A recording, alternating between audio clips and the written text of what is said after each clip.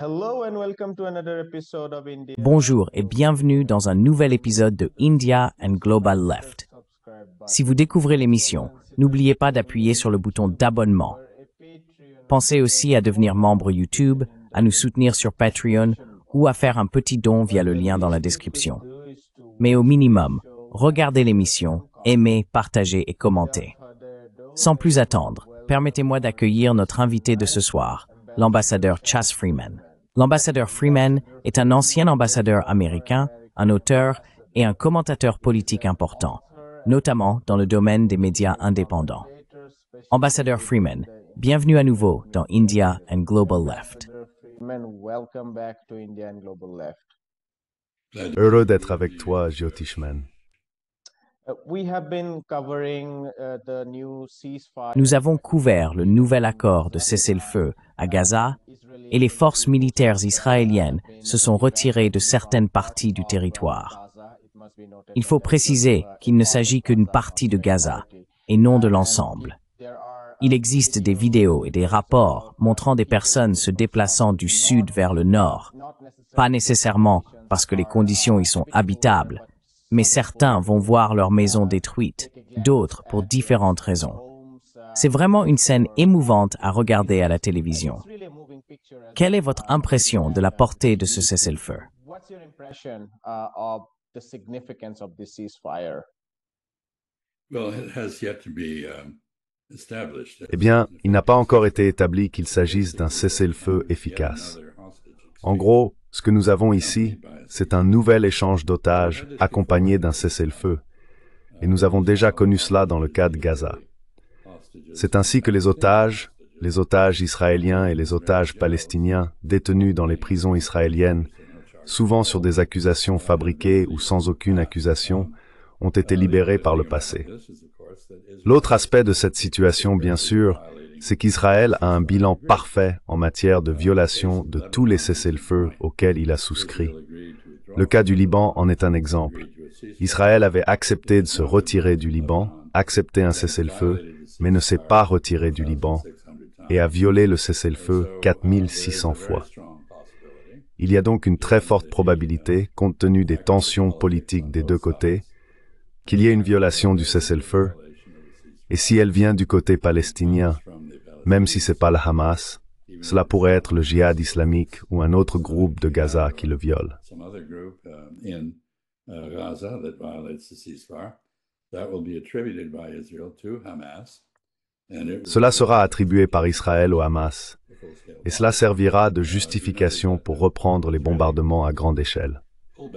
Vous avez noté que le repli israélien, et non un retrait, concerne environ 60% de Gaza. 40% ne sont désormais plus, pas directement occupés par les Israéliens, mais bien sûr ils occupent toujours Gaza. Ils sont toujours là. Et en Israël, la politique reflète celle de Gaza. Vous savez, le Hamas est relativement raisonnable. Certaines autres factions ne le sont pas. En Israël, nous avons l'ultra-droite sioniste messianique qui déclare ne pas accepter le cessez-le-feu, même si le cabinet de guerre a voté en sa faveur. Nous avons le Premier ministre Netanyahou qui affirme vouloir reprendre la guerre. De toute évidence, le président Trump a exercé beaucoup de pression sur lui. Mais l'exemple du Liban, encore une fois, est pertinent.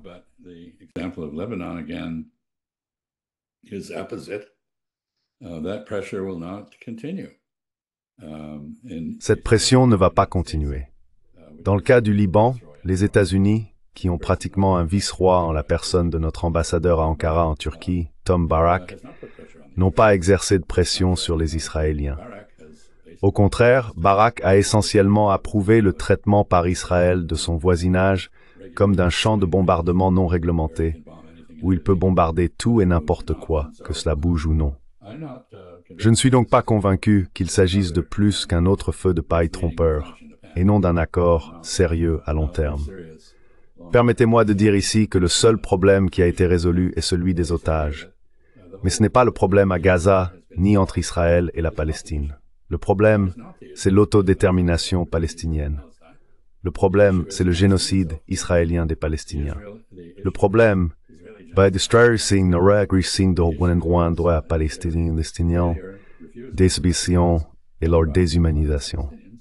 their demonization and dehumanization, none of that has changed, nor has Israel's Rien de tout cela n'a changé, pas plus que l'ambition du sionisme d'expulser tous les Palestiniens de Palestine. Et pendant que nous envisageons un cessez-le-feu pour une courte période, probablement, à mon avis, à Gaza, les Israéliens s'emploient activement à expulser des gens de leur maison en Cisjordanie. Je reste donc très sceptique. Je sais que la question a été mal définie comme un problème d'otages, et tout le monde se réjouit. Je suis très heureux que les otages des deux côtés soient libérés. Je suppose que les Israéliens respecteront cette partie de l'accord.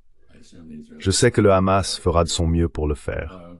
Et je conclurai simplement en disant qu'en libérant les otages de son côté, le Hamas ne renonce pas à grand-chose, car la détention de ces otages n'a manifestement pas réussi à convaincre Israël de négocier avec sincérité sur l'un quelconque des problèmes fondamentaux.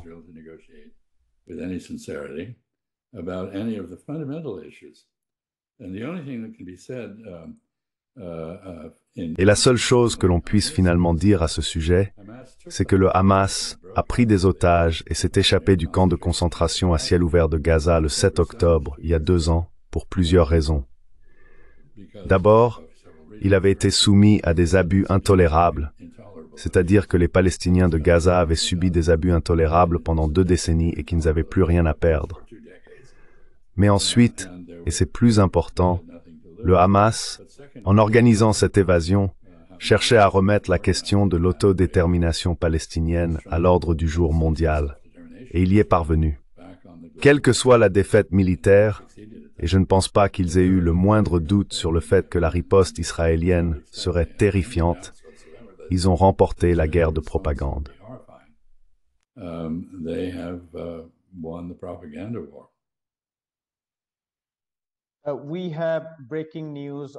Nous avons des informations de dernière minute concernant certains des noms figurant dans l'échange de captifs.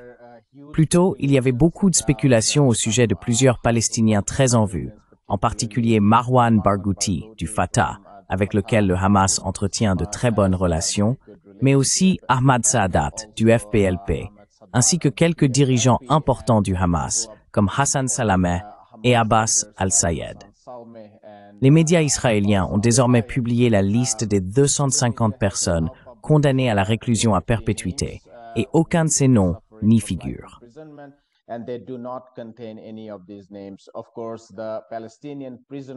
Bien sûr, le Bureau des prisonniers palestiniens a déclaré qu'il n'y avait toujours pas d'accord à ce sujet et qu'il le publierait dès qu'il y en aurait un. Beaucoup de gens spéculaient que si ces dirigeants étaient libérés, cela redonnerait de l'élan au mouvement palestinien. Au moins quelqu'un comme Marwan Barghouti, qui bénéficie d'un large soutien parmi les Palestiniens, serait très bénéfique pour l'objectif final de la création d'un État palestinien, qui a également besoin d'un mouvement fort. Il me semble qu'il est très clair qu'Israël ne va pas le permettre.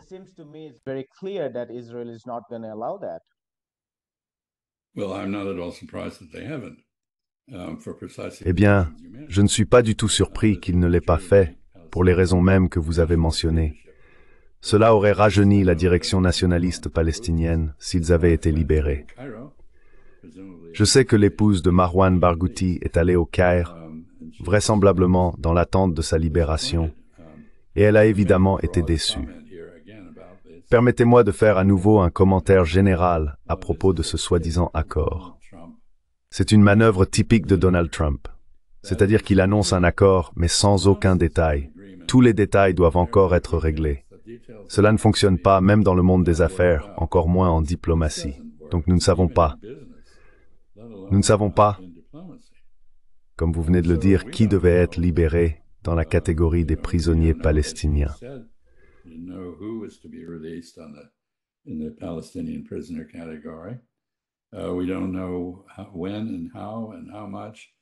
Nous ne savons pas quand, comment, ni dans quelle mesure les Israéliens se retireront réellement. Je sais qu'ils ont continué à bombarder Gaza jusqu'au moment même de l'accord, donc celui-ci entre en vigueur. C'est évidemment un message indiquant qu'ils sont tout à fait prêts à revenir, et ils le feront probablement, à mon avis, pour les raisons que j'ai mentionnées.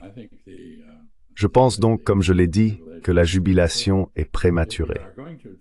Si nous voulons essayer de créer la paix, plutôt que simplement apaiser les Palestiniens, il faudra alors un certain niveau de négociation et une restauration, ou plutôt une mise en place, de la confiance entre les parties, qui fait totalement défaut.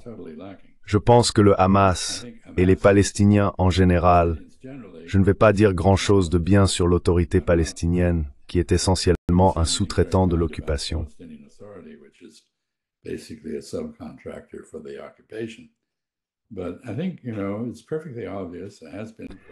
Mais je pense qu'il est parfaitement évident, et cela l'est depuis des décennies, que partout où il y a occupation, il y a résistance. Et ce n'est pas seulement une loi de la science politique, si l'on veut, c'est aussi un principe inscrit dans le droit international. Les Palestiniens ont le droit de résister, y compris par la lutte armée. Dire qu'Israël a le droit de se défendre revient à dire qu'Israël a le droit d'occuper la Palestine de la manière dont il le fait, ce qu'il n'a pas le droit de faire. Il existe un ensemble de règles du droit international, les conventions de Genève, les résolutions du Conseil de sécurité de l'ONU, une longue histoire de négociations qui le démontre clairement. Je ne pense donc pas que cet accord particulier rapproche quoi que ce soit de la paix.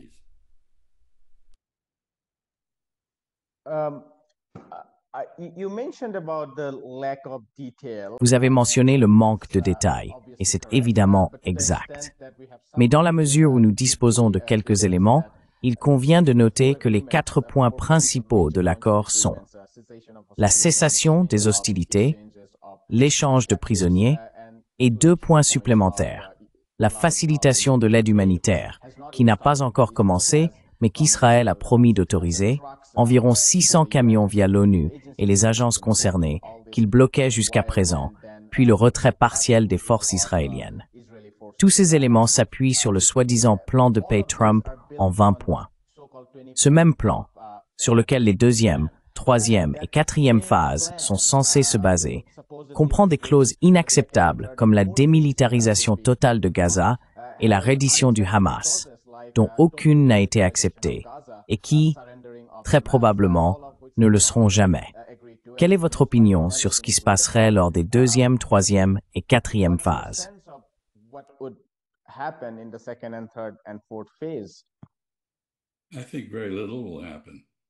Je pense qu'il se passera très peu de choses. Nous avons déjà eu un accord auparavant où la phase 1 a été mise en œuvre, mais les phases 2 et 3, dans ce cas-là il y en avait 3, ici il y en a 4, n'ont pas été appliquées. Israël a répudié l'accord. Je ne vois aucune raison de croire que cette expérience sera différente. Et permettez-moi de le redire. Ce n'est pas une bonne pratique d'annoncer un accord en plusieurs phases lorsque les plus difficiles sont repoussés et non approuvés. Je noterai également que ce soi-disant plan de paix, qui n'en est pas vraiment un, est un plan visant à neutraliser le Hamas et à détruire ou éliminer toute capacité palestinienne à se défendre.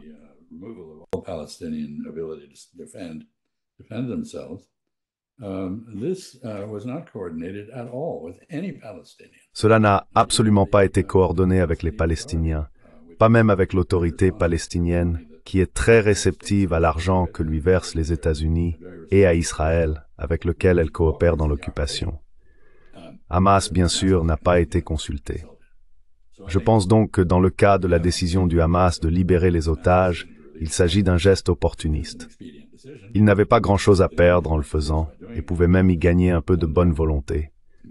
Mais je soupçonne que ce qui va maintenant apparaître, c'est qu'Israël ne s'est jamais vraiment soucié des otages, ni même du Hamas en tant que tel, mais cherche à anéantir, exterminer, effacer le nationalisme palestinien, ce qu'il ne parviendra pas à faire.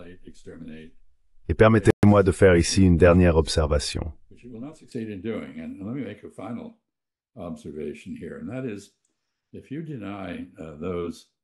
Et c'est que, si vous refusez à ceux qui sont occupés, tués, mutilés et privés de soins médicaux et de nourriture tout moyen d'atténuer leurs souffrances, et que vous les poussez à l'exil, ce qu'Israël essaye de faire, alors vous vous retrouvez avec un ennemi mondial, non local. Je pense qu'il est très probable que, puisque cet accord est si manifestement unilatéral et injuste, certains Palestiniens du moins prendront les armes contre les Israéliens partout. Et je note ici qu'il y a environ 7,5 millions de Palestiniens dans la diaspora à travers le monde, non seulement dans le monde arabe, mais aussi dans d'autres pays, et qu'ils ont désormais toutes les raisons d'étendre le conflit aux Israéliens ou aux partisans d'Israël dans le monde entier. Je ne serais pas surpris de voir cela. Je pense que ce serait tragique, mais c'est le résultat naturel d'une approche incroyablement mal avisée pour instaurer la paix en Terre Sainte.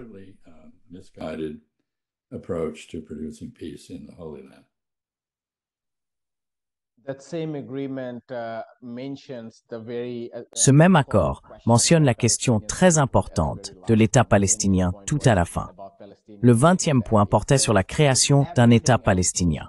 Et il est dit que, si tout le reste se passe bien, nous organiserons des discussions et des négociations entre les Palestiniens et les Israéliens. Et ce « nous » désigne ici Trump et l'acteur Henrik Hoffa, rappelant l'époque du mandat. En fait, je pense qu'il est juste de dire qu'en Palestine, le mandat n'a jamais vraiment pris fin. Il gouverne la Palestine par mandat depuis plus de 100 ans. Je ne veux pas jouer l'avocat du diable, mais soulever un point que certains analystes avancent. Au moins à propos du cessez-le-feu, pas d'un plan de paix global, mais d'un cessez-le-feu dans le sens d'un éloignement de l'échelle génocidaire. Ils disent que Trump s'est personnellement investi cette fois-ci, ce qui diffère de la phase de janvier à mars, principalement négociée par l'administration Biden-Harris, et que cette fois, ils sont plus sérieux. Quelle est votre réponse à cet argument? What's your response to that line of argument? Well, I think that was crucial. Eh bien, je pense que c'était crucial. Khalil Hayati, le porte-parole du Hamas, a beaucoup insisté sur la garantie personnelle de Trump concernant l'accord et ses différentes étapes. Mais je dois dire que le passé de Trump n'inspire pas vraiment confiance à ce sujet. Nous parlons d'un homme très changeant, très imprévisible et très proche d'Israël. Il n'y a pas si longtemps, Netanyahou se vantait de contrôler Trump. Et il a démontré ce contrôle à de nombreuses reprises. Y a-t-il une raison de croire qu'il l'a perdu? Je ne le pense pas. En fait, je crois qu'il se passe des choses à l'échelle mondiale et dans mon pays qui sont défavorables à Israël, très nettement.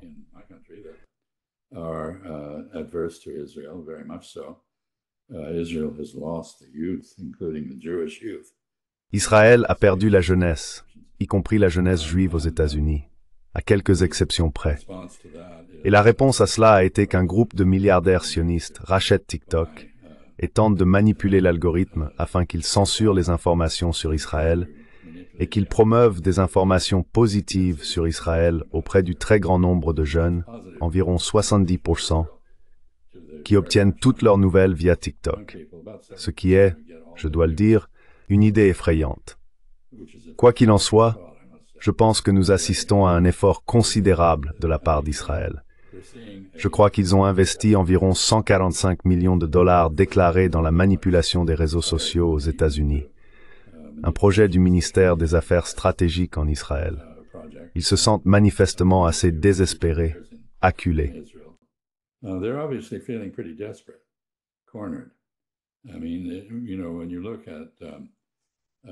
Je veux dire, vous savez, quand on regarde aujourd'hui le niveau des manifestations en Europe, qui a longtemps été un bastion du soutien pro-israélien, en partie parce que, comme vous l'avez suggéré, Israël était un mandat européen, un mandat britannique, et que cela s'est simplement prolongé dans la résolution de l'ONU établissant une patrie juive là-bas, résolution que bien sûr les Israéliens ont immédiatement violée. Le partage n'a pas été mis en œuvre de la manière autorisée, mais par la force. Israël a conquis des territoires attribués aux Arabes. Quoi qu'il en soit, je pense que c'est toujours une question mondiale. Et le titre de votre émission, Gauche mondiale et Inde et gauche mondiale, je pense qu'Israël est perçu comme une entreprise coloniale et à juste titre.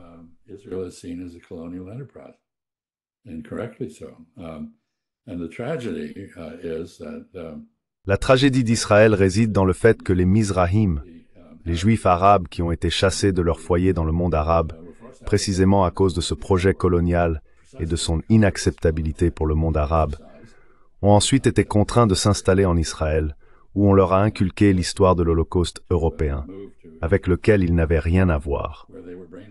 En réalité, personne dans le monde arabe n'avait quoi que ce soit à voir avec cela. Et cette histoire est devenue le mythe national dominant, le mythe fondateur de l'État sioniste israélien. Les Mizraïm, à bien des égards, comme des convertis récents à une cause, semblent être encore plus extrêmes dans leur soutien à celle-ci que les Juifs ashkénazes européens qui ont lancé tout le mouvement.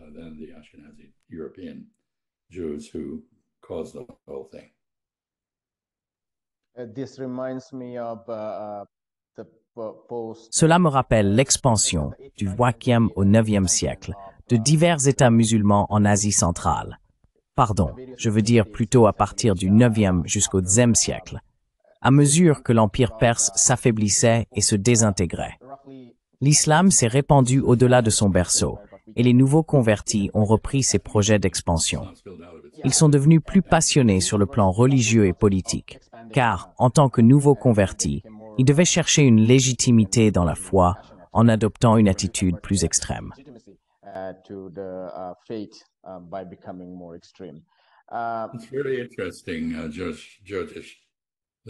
C'est vraiment intéressant, Josh, que la bataille de la rivière Talas en Asie centrale, qui définit la frontière entre la Chine des Tang et l'émirat abbasside, et la bataille de Tours entre les envahisseurs arabes venus d'Espagne et Charles Martel, qui est d'ailleurs mon ancêtre, ait eu lieu à peu près à la même époque. 752, 756, je ne sais plus exactement. Et tu as tout à fait raison, Ver. Les convertis ont tendance à être plus passionnés que ceux qui sont simplement nés dans une foi. Et donc c'est un problème. Ce n'est pas seulement un problème pour les musulmans ou les hindous, c'est un problème pour les juifs, c'est un problème pour les chrétiens. Quant aux bouddhistes, je sais pas, je ne pense pas qu'ils soient très agressifs en général. Mais oui, c'est une complication très intéressante, car le poids du sionisme repose désormais principalement sur les juifs arabes et non sur les juifs européens.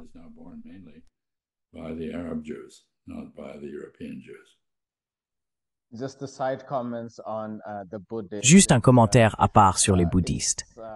Ce n'est pas tout à fait exact si l'on pense au Sri Lanka, par exemple, car les frontières singalaises ont été extrêmement, je ne qualifierais pas cela de religieux, mais d'ethnique. Oui, mais la plupart de ces soi-disant mouvements religieux que nous connaissons sont toujours politico-religieux. Je veux dire, ils sont toujours liés à l'ethnicité.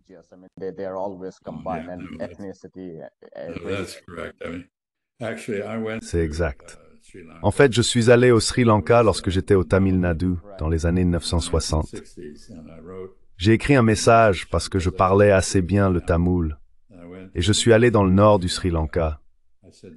J'ai dit, il va y avoir une guerre civile ici et je l'ai signalé. Personne n'y a prêté attention, bien sûr. Mais c'est un peu la même question. Vous savez, le gouvernement israélien devait être au courant du 7 octobre. Oui, les Égyptiens ont averti le gouvernement israélien. Oui, certains agents de renseignement de bas niveau ont compris ce que le Hamas préparait. Mais la direction, l'échelon politique, a fait ce qu'elle fait habituellement lorsque des nouvelles indésirables se heurtent à une vision politique bien ancrée.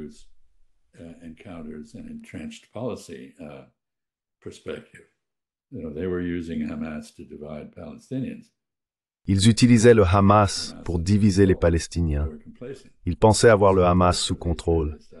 Ils étaient complaisants. Ainsi, une partie de l'establishment israélien savait ce qui allait se passer, mais elle était essentiellement sans importance. En fait, lorsque le mouvement a commencé du côté de Gaza, près de la clôture, il semble que certains soldats israéliens aient reçu l'ordre de ne pas intervenir, de ne pas réagir, car la situation n'était pas jugée sérieuse. Quoi qu'il en soit, c'est une illustration, si vous voulez, que la complaisance et les illusions ne mènent pas bien loin. Et j'ai bien peur que ce soit ce que nous voyons dans ce cessez-le-feu.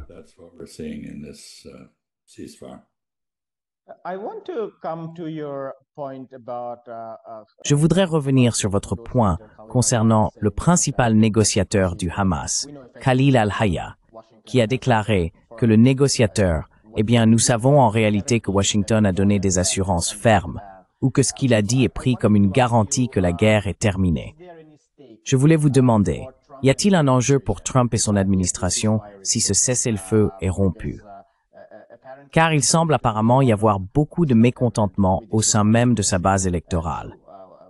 Quand on pense à Trump, Tucker Carlson, Candace Owens et d'autres, il existe une frange du mouvement conservateur dont dépend la politique de Trump et qui s'est complètement retournée contre Israël. Y a-t-il une pression venant de cette base?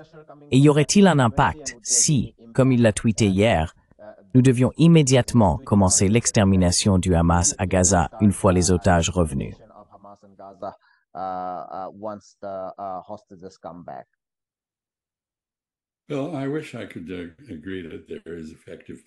Eh bien, j'aimerais pouvoir dire qu'il existe une pression efficace exercée par ces figures de la droite.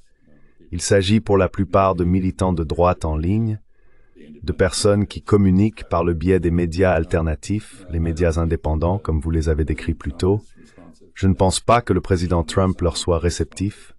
Il n'a montré aucun signe de réceptivité. Et la contre-force, à savoir les milliardaires sionistes et leur contrôle des grands médias américains, réduit ces objections à une quasi-insignifiance, quoique pas totalement. Donc je pense que ce qui se passera, comme je l'ai dit, c'est qu'il y aura une violation du cessez-le-feu par quelqu'un. Cela pourrait même être une fausse attaque sous faux drapeau, mais il y aura une violation. Le Hamas a été diabolisé avec succès. Il en va de même pour le peuple palestinien. Ils ont été déshumanisés aux yeux des Américains.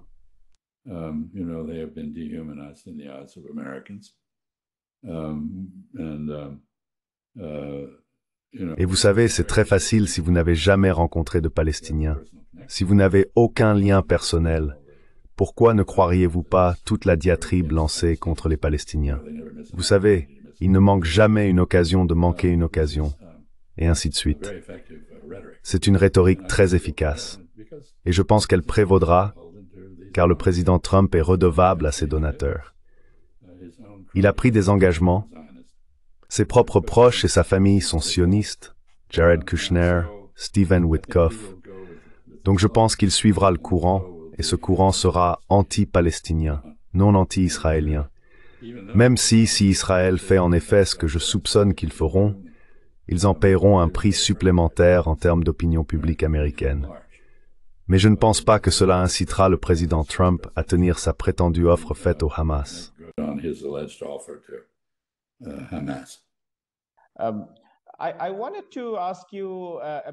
Je voulais vous interroger sur le monde arabe. Bien sûr, nous avons vu à quel point il a été inefficace, de manière générale, mais certains analystes affirment qu'il existe une forte pression au sein même du monde arabe, car leurs populations sont, eh bien, elles restent silencieuses. Mais il est très clair que les gens sont profondément insatisfaits de cette incapacité à mettre fin au génocide à Gaza. Il y a également des rapports suggérant que, collectivement, le monde arabe dispose d'une certaine influence à Washington. Je me demande quelle est votre analyse du rôle du monde arabe dans l'ensemble de ce processus de génocide et de cessez-le-feu.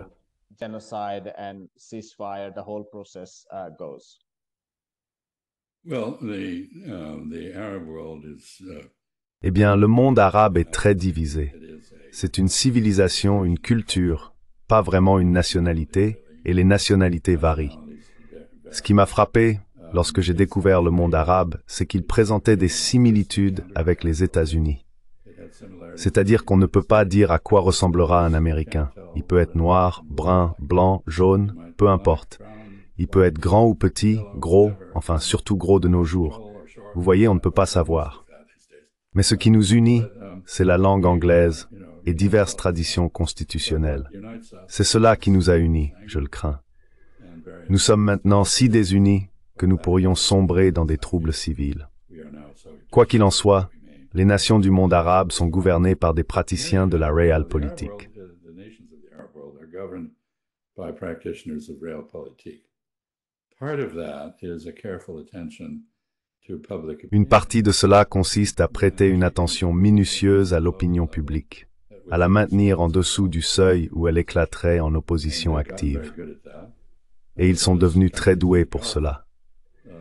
Les pays du Golfe qui disposent de ressources financières abondantes ont l'habitude de soudoyer le public pour qu'il reste silencieux. Nous l'avons vu pendant ce qu'on a appelé le printemps arabe, même si je n'aime pas ce terme. Je préfère soulèvement arabe, il y a environ 14 ou 15 ans.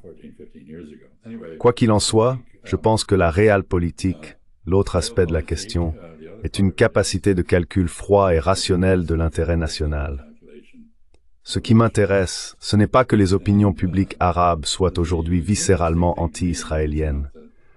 Cela ne signifie pas pour autant qu'elles soient pro-palestiniennes, car il existe beaucoup de tribalisme dans cette mentalité. Because there's a lot of tribalism in the mentality. But viscerally anti-Israeli. Ils sont viscéralement anti-israéliens, et cela a un impact.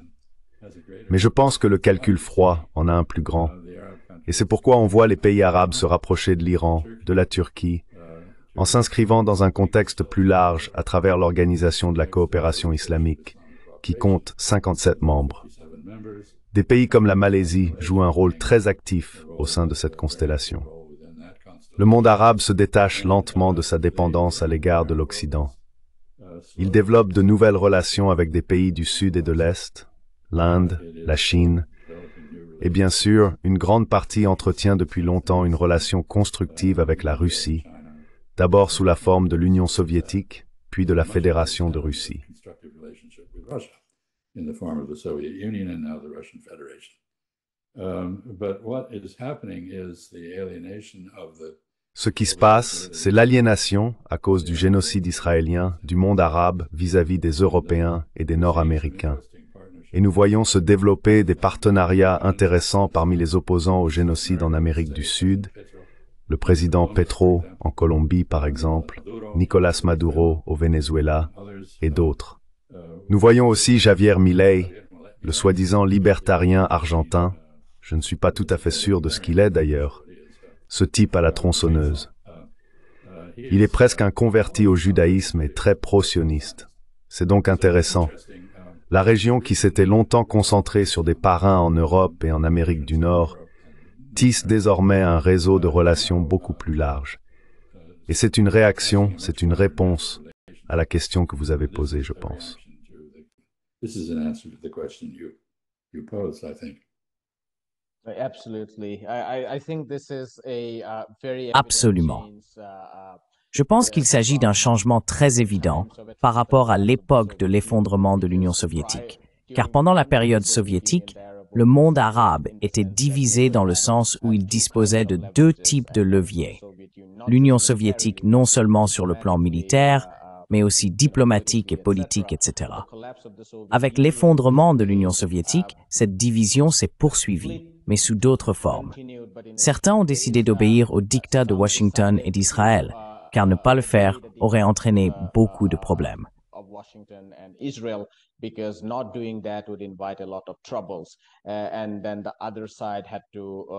Et puis, l'autre camp a dû vraiment résister en menant ce combat dans différents camps.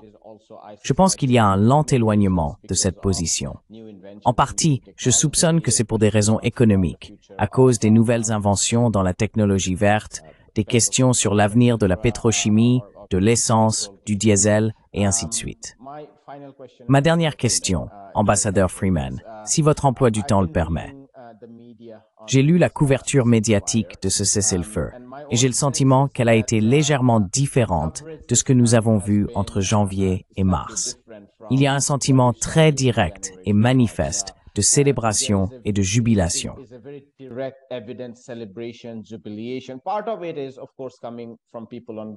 Une partie de cela vient bien sûr des personnes sur le terrain. Elles sont pleines d'espoir, prudentes, mais pleines d'espoir et optimistes, et elles doivent l'être, d'une certaine manière, pour que la vie continue.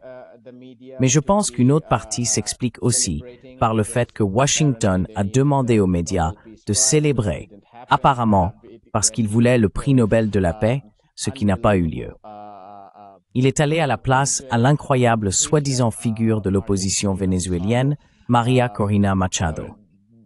Mais comment expliquer la couverture médiatique de ce cessez-le-feu qui, comme vous l'avez décrit, n'est en réalité qu'un écran de fumée et ne durera pas? Les médias le présentent comme si quelque chose de remarquable s'était produit.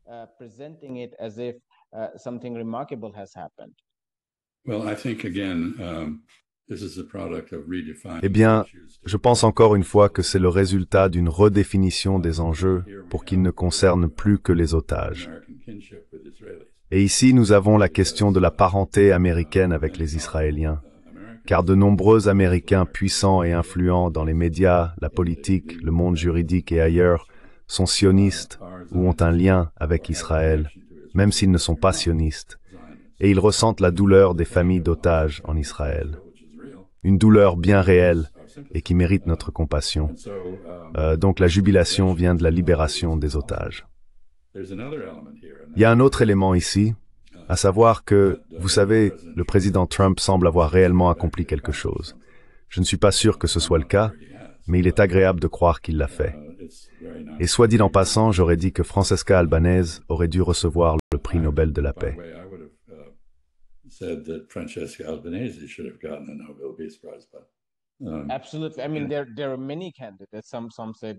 Absolument.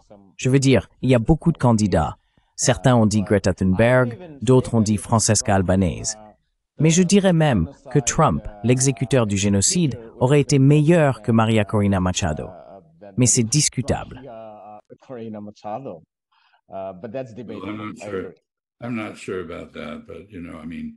Je n'en suis pas sûr.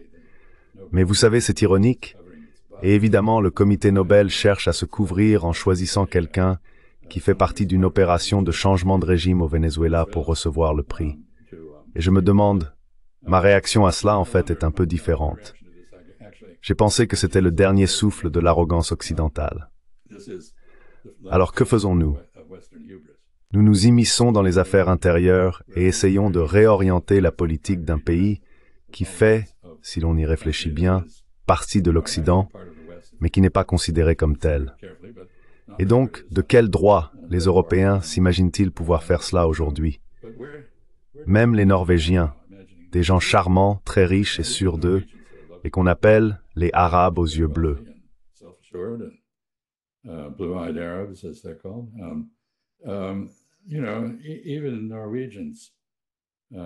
Vous savez, même les Norvégiens, les Suédois et d'autres habitants de ce paradis nordique qu'est la Scandinavie n'ont plus l'autorité morale qu'ils avaient autrefois, en grande partie à cause du génocide en Palestine, mais aussi à cause du deux poids, deux mesures appliquées à l'Ukraine et de la couverture trompeuse de la guerre en Ukraine. Cela a créé ce que j'appelle la coalition des illusionnés en Europe, un groupe qui s'imagine pratiquer une politique étrangère de fantaisie, encore moins crédible que le fantasy football. Comme vous passez une partie de votre temps à Chicago, vous savez sans doute de quoi je parle. Bref, je pense que cette réaction est paroissiale et je ne crois pas qu'elle durera très longtemps. Les otages sortiront, les corps seront retrouvés, peut-être pas très vite, car les atteindre sera un vrai problème. Mais Israël suivra tout tunnel menant à un corps et le fera exploser ensuite. Donc je ne suis pas sûr que l'euphorie dure bien longtemps.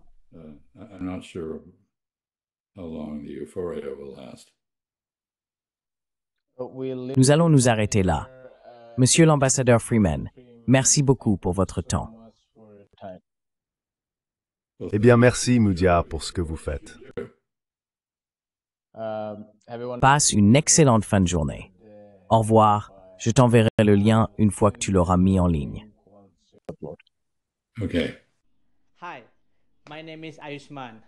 Bonjour, je m'appelle Ayushman. Avec Moudia Jyotishman, nous avons lancé cette plateforme. Au cours des 2 dernières années, nous avons essayé de créer du contenu pour les forces de gauche et progressistes. Jusqu'à présent, nous avons interviewé des économistes, des historiens, des commentateurs politiques et des militants. Si vous avez apprécié notre contenu et souhaitez que nous construisions une archive pour la gauche, j'ai 2 demandes à vous faire. veuillez envisager de faire un don à cette cause. Le lien se trouve dans la description ci-dessous. Et si vous ne le pouvez pas, ne vous sentez pas mal. Vous pouvez toujours aimer et partager nos vidéos avec vos camarades. Enfin, n'oubliez pas d'appuyer sur le bouton d'abonnement. Don't forget to hit the subscribe button.